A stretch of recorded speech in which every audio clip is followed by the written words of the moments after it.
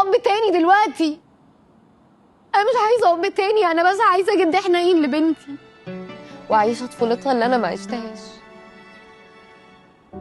على فكره انا كمان كان نفسي تطبطب عليا وتلعب معايا زيها.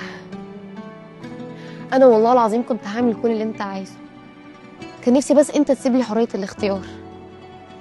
كان نفسي اخد الخطوه دي وانا مقتنعه. فاهم؟